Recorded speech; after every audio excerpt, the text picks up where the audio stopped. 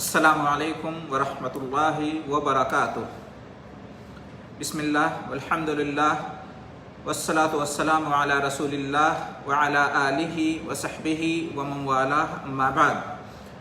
محترم حضرات و خواتین، پچھلے درس میں ہم نے جانا کہ اللہ تعالیٰ کے نام الہادی کا کیا معنی اور مطلب ہے۔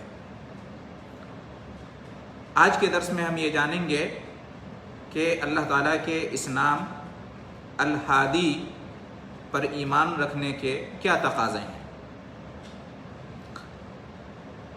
جب ہم نے جان لیا کہ اللہ تعالیٰ کی ایک اہم صفت یہ ہے کہ وہ ہدایت دیتا ہے، رہنمائی کرتا ہے، توفیق دیتا ہے، تو اس پر ایمان رکھنے کا یہ تقاضا ہے، اور اہم ترین تقاضا ہے کہ ہم راہ حق کی ہدایت اور صراط مستقیم پر چلنے کی توفیق پانے کے متعلقہ اسباب اختیار کریں۔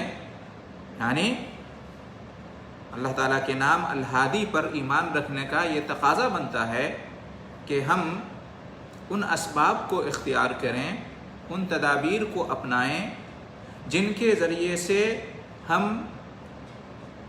دین حق یا راہ حق کی ہدایت پا سکتے ہیں، اور اس راہ پر چلنے کی اور استقامت حاصل کرنے کی توفیق پا سکتے ہیں۔ تو ان سے متعلقہ جو اسباب ہیں ان میں سے اہم اس طرح سے ہیں۔ نمبر 1، اللہ سے دعا کرنا۔ جی ہاں، ہمیں چاہیے کہ ہم اپنے رب سے ہمیشہ دعا کرتے رہیں، ہدایت کی، توفیق کی، استقامت کی۔ کیوں؟ اس لیے کہ کوئی بھی عالم ہو یا داعی ہو یا خود ہمارا مشاہدہ اور مطالعہ صرف ہماری رہنمائی کر سکتا ہے، ہمیں زیادہ سے زیادہ یا تو حق کی بات بتا سکتا ہے یا اس کی راہ دکھا سکتا ہے، اس سے آگے اور کچھ نہیں کر سکتا۔ جی ہاں، ہماری عقل، ہمارا فہم، ہماری سمجھ، ہمارا مطالعہ، ہمارا مشاہدہ، یہاں تک کہ کوئی بھی عالم ہو یا کوئی بھی داعی، یہاں تک کہ نبی اور رسول بھی اپنے زمانے میں، ان میں سے کوئی بھی ہمیں توفیق نہیں دے سکتا۔ ان کا کام صرف راستہ دکھانا تھا۔ ہدایت نہیں دے سکتا اس معنی میں کہ توفیق دے دے جس کو چاہے، یہ کسی کے اختیار میں نہیں ہے۔ کوئی ہمیں صراط مستقیم پر نہیں چلا سکتا، کوئی ہمیں راہ حق کی ہدایت نہیں دے سکتا، اس کی توفیق نہیں دے سکتا، اس پر ثابت قدم رہنے کی توفیق کوئی نہیں دے سکتا۔ کیوں؟ اس لیے کہ یہ صرف اللہ تعالیٰ کے ہاتھ میں ہے۔ رہنمائی تو کوئی بھی کر سکتا ہے، راستہ تو کوئی بھی دکھا سکتا ہے، لیکن ہدایت دینا، توفیق دینا، حق بات کو مان لینے اور اس پر چلنے کی توفیق دینا، یہ صرف اللہ تعالیٰ کے اختیار میں ہے۔ یہ صرف اس کی مشیت اور حکمت پر موقوف ہے۔ اس کی قدرت اور اختیار کسی رسول اور نبی کو بھی نہیں تھا، ان کے علاوہ کسی اور عالم کو یا داعی کو کیوں کر ہو سکتا ہے، یا خود کوئی اپنے ذاتی مطالعہ یا مشاہدہ سے جان تو سکتا ہے، سمجھ تو سکتا ہے، لیکن اس کو مان بھی لے، اس پر عمل بھی کرنے لگے، یہ توفیق صرف اللہ کے ہاتھ میں ہے، صرف اس کے اختیار میں ہے۔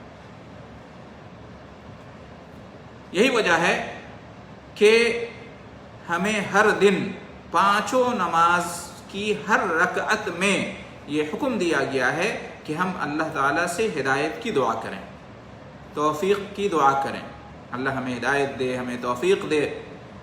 ہر دن، ہر نماز میں، نماز کی ہر رکعت میں ہم یہ ضرور پڑھتے ہیں، اہدنا الصراط المستقیم، ہمیں سیدھی راہ پر چلا، ہمیں سیدھے راستے پر چلنے کی توفیق دے، ہمیں راہ ہدایت پر قائم رہنے کی توفیق دے۔ سورہ فاتحہ آیت نمبر 6۔ اسی طریقے سے رسول صلی اللہ علیہ وسلم کی مشہور دعا ہے، اللہم انی اسألک الہدی والتقی والعفاف والغنی، اے اللہ میں تجھ سے ہدایت، تقوی، پاک دامنی اور بے نیازی کا سوال کرتا ہوں۔ صحیح مسلم حدیث نمبر 2721۔ تو نبی کریم صلی اللہ علیہ وسلم بھی اللہ تعالیٰ سے ہدایت اور توفیق کا سوال کرتے تھے، دعا کرتے تھے۔ تو اس سے معلوم یہ ہوا کہ اگر ہمیں ہدایت پانا ہے، توفیق پانا ہے، تو ہمیں اللہ تعالیٰ سے دعا کرتے رہنا چاہیے، اس لیے کہ توفیق دینے والا، ہدایت دینے والا بہرحال اللہ ہے۔ اللہ کے سوا کوئی اور صرف راستہ دکھا سکتا ہے، رہنمائی کر سکتا ہے، راہ بتا سکتا ہے، اس پر چلا نہیں سکتا۔ اس پر چلنے کی توفیق صرف اللہ کے ہاتھ میں ہے اور اختیار میں ہے۔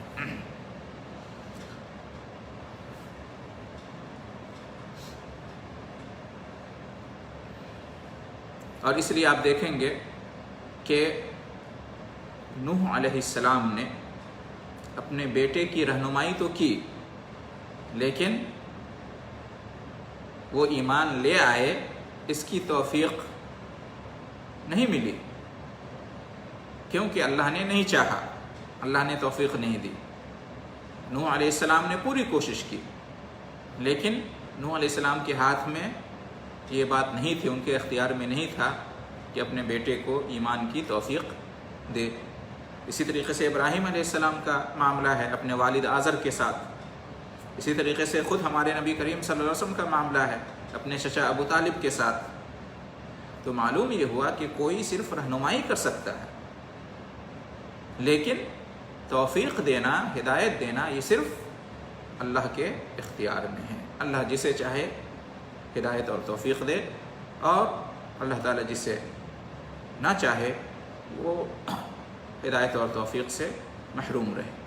اللہ کی مرضی، اس کی مشیت، اس کی حکمت اللہ ہی بہتر جانتا ہے، لیکن اللہ تعالیٰ اپنے ہر حکم میں، ہر فیصلے میں عدل اور حکمت کو اختیار کرتا ہے۔ جس نے سمجھا اس نے سمجھا، جس نے نہیں سمجھا نہیں سمجھا۔ اسی طریقے سے ہدایت اور توفیق پانے کے اسباب میں سے نمبر 2، قرآن مجید کا مطالعہ کرنا اور اس میں تدبر کرنا، اور اس میں یہ بھی داخل ہے کہ نبی کریم صلی اللہ علیہ وسلم کی حدیثوں کا مطالعہ کرنا اور ان میں غور و فکر کرنا، اس لیے کہ نصیحت پانے کے لیے، ہدایت پانے کے لیے، توفیق پانے کے لیے یہ بہت اہم ذریعہ ہے، قرآن اور حدیث کا مطالعہ۔ کیوں؟ اس لیے کہ اللہ رب العالمین کی وحی ہے، اللہ تعالیٰ کی نازل کردہ نصیحت ہے، قرآن بھی اور حدیث بھی۔ قرآن مجید میں سورہ اسراء آیت نمبر 9 میں ہے، اِنَّ هَذَا الْقُرْآنَ يَهْدِي لِلَّتِي هِيَ أَقْوَمُ، اِنَّ هَذَا الْقُرْآنَ يَهْدِي لِلَّتِي هِيَ أَقْوَمُ، کہ یہ قرآن، بے شک یہ قرآن اس راہ کی طرف رہنمائی کرتا ہے جو سب سے سیدھی ہے۔ تو اس سے معلوم ہوا کہ قرآن کیا ہے؟ انسان کی رہنمائی کرتا ہے، انسان کو راستہ دکھاتا ہے۔ تو یہ ایک ذریعہ ہو سکتا ہے اللہ تعالیٰ کی ہدایت اور توفیق پانے کا۔ اسی طریقے سے سورہ مائدہ آیت نمبر 15 اور 16 میں ہے، قَدْ جَاءَكُم مِّنَ اللَّهِ نُورٌ وَكِتَابٌ مُّبِينٌ يَهْدِي بِهِ اللَّهُ مَنِ اتَّبَعَ رِضْوَانَهُ سُبُلَ السَّلَامِ وَيُخْرِجُهُم مِّنَ الظُّلُمَاتِ إِلَى النُّورِ بِإِذْنِهِ وَيَهْدِيهِمْ إِلَىٰ صِرَاطٍ مُّسْتَقِيمٍ، کہ تمہارے پاس اللہ کی طرف سے نور اور کھلی کتاب آ چکی ہے، اللہ اس کے ذریعہ سلامتی کی راہوں کی طرف ان لوگوں کی رہنمائی کرتا ہے جو اس کی رضا جوئی میں لگے ہوتے ہیں اور انہیں اپنی توفیق سے تاریکیوں سے نکال کر نور کی طرف لاتا ہے اور سیدھی راہ کی طرف ان کی رہنمائی کرتا ہے۔ تو اس سے معلوم یہ ہوا کہ قرآن مجید اللہ کی نازل کردہ شریعت، اللہ کا نازل کردہ دین، کتاب اور سنت، یہ کیا ہے؟ یہ نور ہے، ایک روشنی ہے جس کے ذریعے سے ہم سیدھی راہ کو دیکھ سکتے ہیں، سمجھ سکتے ہیں اور اس کے واسطے سے اللہ کی ہدایت اور توفیق پا سکتے ہیں۔ نمبر 3، اللہ تعالیٰ کی ہدایت اور توفیق پانے کا ذریعہ یہ بھی ہے کہ یہ جو نظام کائنات ہے اور جو آفاق اور انفس ہیں ان میں غور و فکر کرنا۔ پوری کائنات جسے ہم دیکھ سکتے ہیں، یہ آسمان، زمین اور آسمان اور زمین کے بیچ میں جتنی بھی چیزیں ہیں، خود ہمارا وجود، ہمارا نفس، ہماری جان اور خود ہمارے اندر جو نظام ہے، اس پورے نظام پر اگر ہم غور و فکر کریں تو یہ ہمارے لیے بہت ہی مددگار ثابت ہو سکتا ہے کہ اللہ تعالیٰ کی ہدایت اور توفیق کو پا سکیں۔ چنانچہ سورہ آل عمران آیت نمبر 190 اور 191 میں ہے، ان فی خلق السماوات والارض واختلاف اللیل والنہار لآیات لأولی الالباب الذین یذکرون اللہ قیاما وقعودا وعلی جنوبہم ویتفکرون فی خلق السماوات والارض ربنا ما خلقت هذا باطلا سبحانک فقنا عذاب النار۔ بے شک آسمانوں اور زمین کی تخلیق اور لیل و نہار کی گردش میں ان عقل والوں کے لیے بہت سی نشانیاں ہیں جو کھڑے اور بیٹھے اور اپنے پہلو کے بل لیٹے ہوئے اللہ کو یاد کرتے ہیں اور آسمانوں اور زمین کی تخلیق میں غور و فکر کرتے ہیں اور کہتے ہیں کہ اے ہمارے رب، تو نے انہیں بیکار پیدا نہیں کیا ہے، تو ہر عیب سے پاک ہے، پس تو ہمیں عذاب نار سے بچا۔ اسی طریقے سے سورہ فصلت آیت نمبر 53 میں ہے، سنوریہم آیاتنا فی الآفاق وفی انفسہم حتی یتبین لہم انہ الحق۔ ہم انہیں اپنی نشانیاں اطراف عالم میں اور ان کی اپنی ذات میں دکھائیں گے تاکہ یہ بات ان کے لیے واضح ہو جائے کہ قرآن اللہ کی برحق کتاب ہے۔ تو ان آیتوں سے معلوم ہوا کہ اگر ہم کائنات کا جو نظام ہے، کیسے اللہ نے کائنات کی تخلیق کی، کیسے یہ کائنات کا نظام جاری و ساری ہے، کون اس کو چلا رہا ہے، کون اس کی تدبیر کر رہا ہے، کس نے اس کو پیدا کیا، یہ ہمیں کس چیز کی دعوت دیتا ہے۔ کائنات اتنی عظیم ہے تو اس کا خالق کتنا عظیم ہوگا، اور کس طرح سے ترتیب اور تنظیم کے ساتھ اس دنیا کا نظام چل رہا ہے، کون ہے اس کے پیچھے، اس کا موجد کون ہے، وہ کتنا عظیم الشان ہوگا جس نے اس کائنات کو وجود بخشا ہے اور اس کو چلا رہا ہے، اور اس کے پیچھے کیا مقصد ہے، کیوں اللہ تعالیٰ نے اس کائنات کو پیدا کیا ہے اور اس کائنات میں انسان کو زمین پر بسایا ہے۔ ان سب چیزوں میں ہم غور و فکر کریں گے تو یقیناً اپنے رب کی معرفت حاصل ہوگی، اور جو سیدھا راستہ ہے، جو ہماری زندگی کا مقصد ہے، جہاں سے ہم آئے ہیں اور جہاں پھر مرنے کے بعد جانا ہے، یہ باتیں ہمیں سمجھ میں آئیں گی، اور اس طرح سے ہم اللہ تعالیٰ کی جانب سے ہدایت اور توفیق پا سکتے ہیں۔ اسی طریقے سے اللہ تعالیٰ کی ہدایت اور توفیق پانے کا ایک سبب، ایک ذریعہ یہ بھی ہے، اور یہ نمبر 4 ہے کہ احکام الہیہ کی بجا آوری کرنا. اللہ تعالیٰ نے جو احکام نازل کیے ہیں، اللہ تعالیٰ نے جو تعلیمات اتاری ہیں اپنے رسولوں کے ذریعے سے، اپنی کتابوں کے ذریعے سے، اور آخر میں اپنے رسول محمد صلی اللہ علیہ وسلم اور اپنی کتاب قرآن مجید کے ذریعے سے جو دین، جو شریعت اور اس کے احکامات اللہ تعالیٰ نے بتائے ہیں، ان پر عمل کرنا، ان کو بجا لانا، ان کے مطابق اپنی زندگی گزارنا، جن کے کرنے کا حکم آیا ہے ان کو کرنا، جن سے باز رہنے کا حکم آیا ہے ان سے باز رہنا. اس طرح سے اگر ہم پورے دین، پوری شریعت پر عمل کریں گے، چاہے عقائد کا معاملہ ہو، عبادات کا معاملہ ہو، چاہے اخلاقیات، سلوکیات، الغرض جو بھی دین سے متعلق ہے اور جس میں بھی ہمارا دین ہماری رہنمائی کرتا ہے، چاہے دنیا کا معاملہ ہو یا آخرت کا معاملہ ہو، دین اور شریعت پوری کی پوری اگر ہم اس پر جہاں تک ہماری استطاعت ہو عمل کریں گے تو اس کے ذریعے سے بھی ہم اللہ رب العالمین کی طرف سے ہدایت اور توفیق پائیں گے. ہمارے اندر استقامت پیدا ہوگی، ثابت قدمی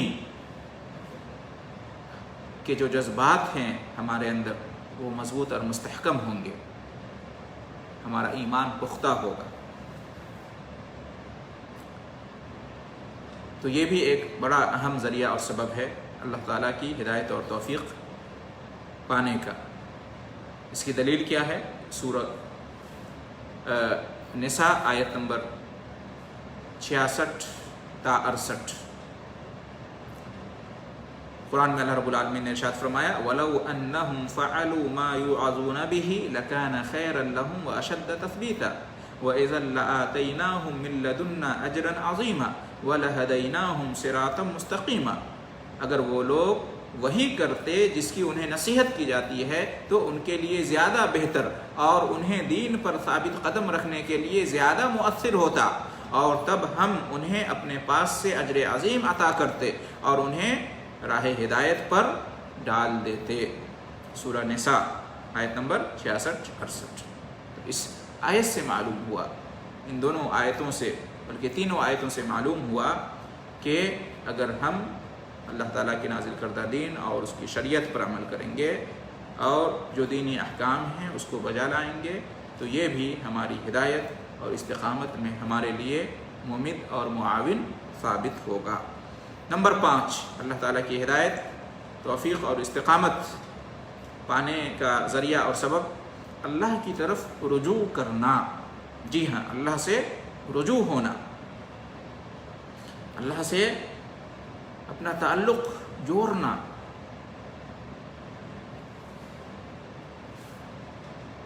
ان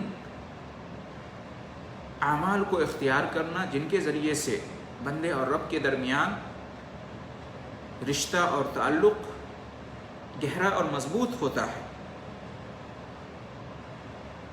اللہ سے اپنا رشتہ استوار کرنا، اللہ سے اپنے تعلقات مضبوط کرنا.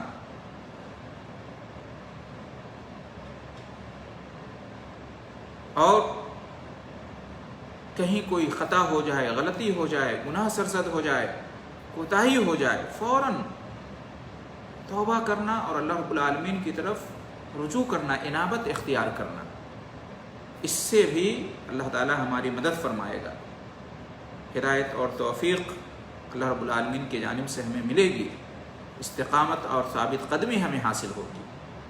دلیل اس کی کیا ہے؟ سورہ شورى آیت نمبر 12، اللہ یجتبی الیہ من یشاء ویہدی الیہ من ینیب. اللہ جسے چاہتا ہے اپنی قربت کے لیے چن لیتا ہے اور جو اس کی طرف رجوع کرتا ہے اسے اپنی راہ دکھاتا ہے. معلوم یہ ہوا کہ رجوع، توبہ اور انابت سے بھی اللہ تعالیٰ کے دین کی ہدایت و توفیق اور اس پر استقامت ملتی ہے. لہٰذا ہمیں اسے بھی اختیار کرنا چاہیے. نمبر 6، اللہ تعالیٰ کی ہدایت اور توفیق پانے کا ذریعہ اور سبب اللہ کے ہدایت یافتہ نیک بندوں کی صحبت میں رہنا، جو متقی پرہیزگار بندے ہیں ان کی صحبت اختیار کرنا، ان کے ساتھ رہنا، ان کی مجلسوں میں بیٹھنا، ان سے علم حاصل کرنا، ان کی باتوں کو سننا، ان کے اخلاق، ان کے معاملات، ان کے عادات کو جو دین کی کسوٹی پر پورے اترتے ہوں دیکھنا، ان سے سیکھنا، ان سے لینا، تو اللہ کے نیک بندوں کے ساتھ، متقی پرہیزگار اور ہدایت یافتہ انعام یافتہ بندوں کے ساتھ رہنے سے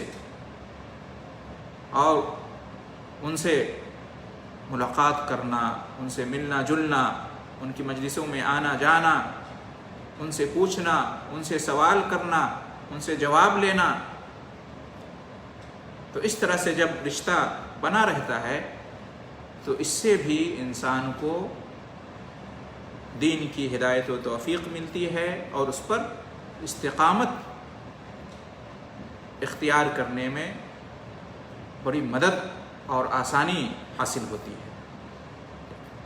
کیوں؟ اس لیے کہ جو نیک صحبت ہے اس کی مثال کیا ہے؟ نبی کریم صلی اللہ علیہ وسلم نے مثال دی ہے کہ نیک ساتھی، اچھا ساتھی، اس کی مثال مشک والے کی طرح ہے، خوشبو والے کی طرح، عطر فروش کی طرح، جس کی صحبت میں رہنے والا ہر صورت میں فائدہ اٹھاتا ہے، ہر صورت میں فائدے میں رہتا ہے۔ جی ہاں، آپ اگر کسی خوشبو والے کے ساتھ رہتے ہیں، اٹھتے بیٹھتے ہیں، جس کا کام ہے عطر بیچنا، مشک بیچنا، ان کے ساتھ اگر رہیں گے تو کیا ہوگا؟ اس کی طرف سے بطور ہدیہ خوشبو مل سکتی ہے، عطر مشک مل سکتا ہے، وہ تحفے میں دے سکتا ہے آپ کو، یا آپ اس سے خرید سکتے ہیں، کوئی خوشبو پسند آ گئی تو آپ اس سے خرید سکتے ہیں، یا اگر اس نے ہدیہ بھی نہیں دیا، آپ نے خریدا بھی نہیں، تو کم سے کم اس کے ساتھ رہنے کی وجہ سے خوشبو تو ضرور پائیں گے، اس لیے کہ وہ خوشبو ہی کا کاروبار کرتا ہے، خوشبو لیے گھومتا پھرتا ہے، اس کی خوشبو کی دکان ہے، تو وہاں پر اگر آپ رہیں گے، وہاں سے گزریں گے، تو ظاہر سی بات ہے کہ آپ اس خوشبو محسوس کریں گے۔ بہت ممکن ہے کہ وہ تحفہ بھی دے دے، بہت ممکن ہے کہ آپ خرید بھی لیں، اور اگر ایسا نہ بھی ہوا تو کم سے کم اس کی خوشبو ضرور پائیں گے، اس لیے کہ خوشبو پھوٹتی ہے۔ یہی مثال کس کی ہے؟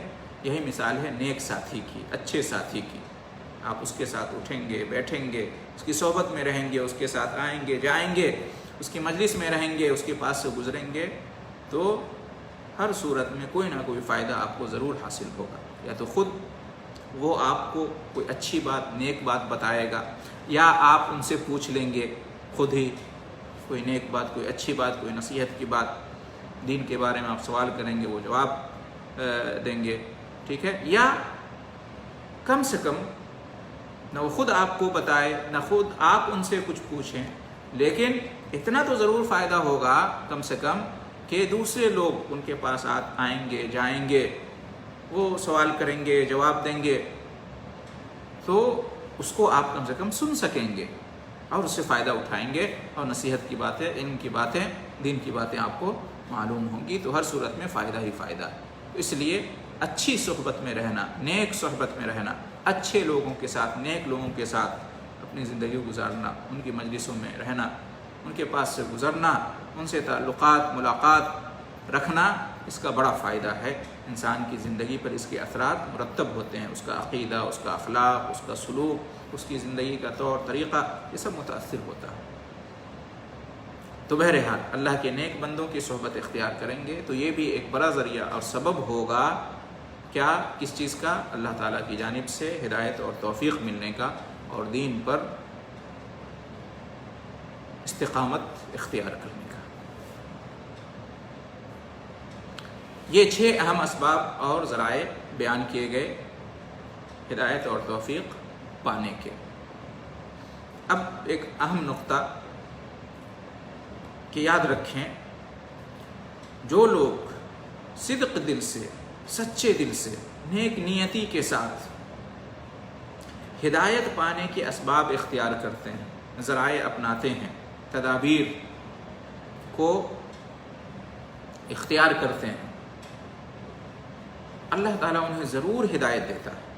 یعنی جو اس بات کی کوشش کرے گا، جو اس بات کی چاہت رکھے گا کہ اسے ہدایت ملے، اسے توفیق ملے، وہ استقامت اختیار کرے، اگر اس کا ارادہ نیک ہوگا، اس کی نیت اچھی ہوگی، سچے دل سے اگر وہ اس کی چاہت اور اس کی کوشش کرے گا، تو یقیناً اللہ رب العالمین بڑا فضل اور کرم کرنے والا ہے، وہ ضرور اس کو ہدایت دے گا، اس کو توفیق دے گا۔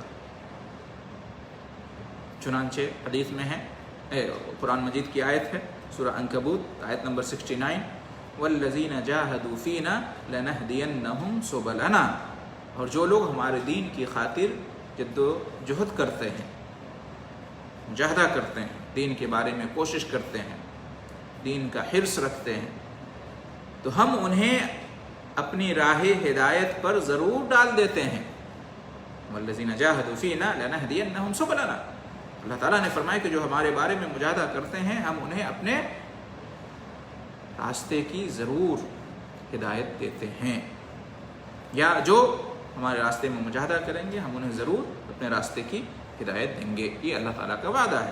تو یہ جو اسباب، یہ ذرائع جو آپ کے سامنے بیان کیے گئے، ان کو ہم اگر اختیار کریں گے، ہم اور آپ، تو انشاءاللہ امید رکھنی چاہیے، یقین کی حد تک امید ہونی چاہیے کہ اللہ رب العالمین ضرور ہمیں ہدایت، توفیق اور استقامت سے نوازے گا۔ اسی طریقے سے سورہ مریم آیت نمبر 76 میں ہے، 76 میں، کہ وَيَزِيدُ اللَّهُ الَّذِينَ اهْتَدَوْا هُدًى، کہ جو لوگ سیدھی راہ پر چلتے ہیں، اللہ ان کی مزید رہنمائی کرتا۔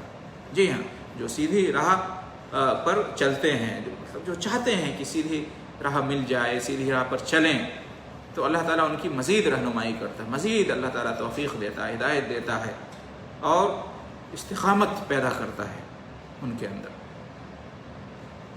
تو یہ چند باتیں تھیں اللہ رب العالمین کے نام الہادی، کہ وہ ہدایت دینے والا ہے، توفیق دینے والا ہے، رہنمائی کرنے والا ہے۔ اس پر ایمان رکھنے کا جو تقاضا ہے، وہ یہ اہم ترین تقاضا کہ ہم ان اسباب اور تدابیر کو اختیار کریں جن کے ذریعے سے ہم اللہ تعالیٰ کی ہدایت اور توفیق پا سکتے ہیں۔ اس کا یہ فضل و کرم ہدایت و توفیق اور استقامت کی شکل میں ہمیں حاصل ہو سکتی ہے۔ تو یہ چند اسباب اور ذرائع تھے جو بیان کیے گئے قرآن و حدیث کی روشنی میں۔